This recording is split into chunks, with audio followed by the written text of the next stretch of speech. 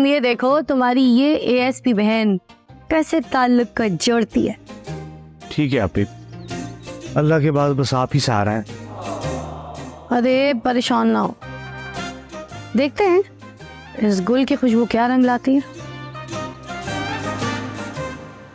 ओ ढाबे दे हर हर फेरे माही मैं तैनू याद करां बड़े दे हर हर फेरे ओए ते बन गए सब दे जोड़े माही मैं तैनू याद करां मेरे पांडे कौन आके तोड़े माही मैं तैनू।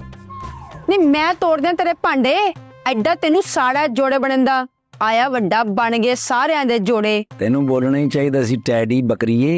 तू फिर मैनू बकरी क्या, ओ भी जैन जी दे सामने। ओ तेनू कहना टैडी बकरी।